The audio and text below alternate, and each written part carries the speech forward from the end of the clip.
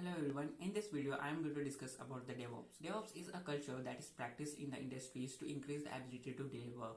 Before going to that, I will take an example. Consider there is a startup and that startup is building an AI application as it is a trendy today. And here, first of all, they will gather every information like what user wants, what is the user requirement. Once they do that, it is called as a planning.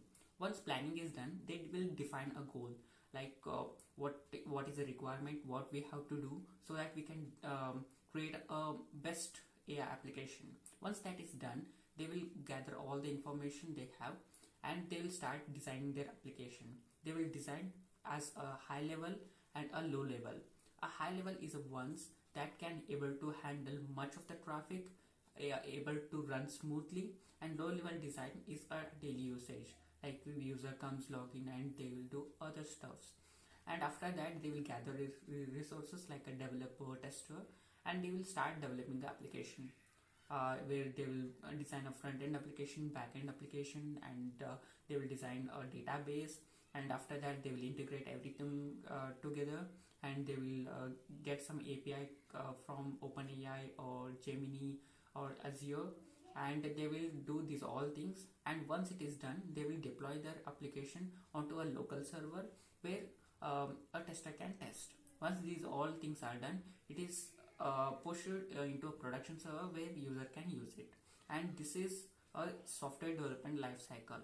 Here previously 10 years back there used to be a lot of software things used to happen in the industries. Once a developer develops an application, he used to put his application onto a server, and that server is created by a system administrator whose job is to do that using the on-premise server. On-premise server means a computer they are having in their startup or in their industry, and where there are a lot of machines, lot of a CPU, lot of a RAM, onto which he deploys his application or creates a server, and using a deployed application on that server, a tester used to test that application.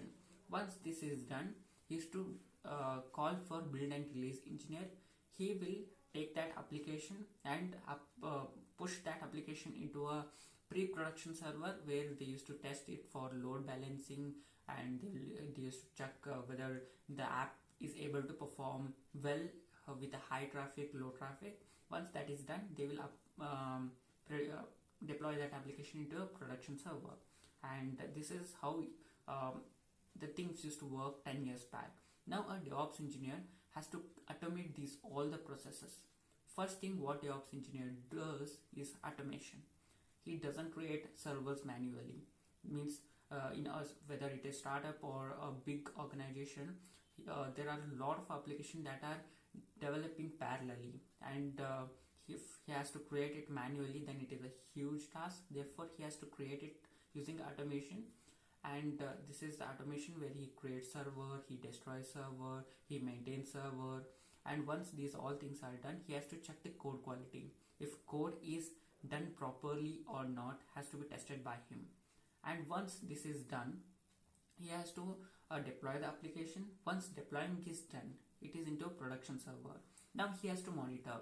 Just think, if the application is developed to handle around 10,000 people per monthly users, then just think of it. On around weekly basis, if there is increase, on average increase in 1,000 users, then around 10 weeks we're gonna get around 10,000 users, and if still application is running with a 10,000 users only, means if it could able to handle 10,000 users only, then the app is gonna crash, and he has to monitor these all the things, and he has to test whether application is running smoothly or it is gonna crash somewhere else.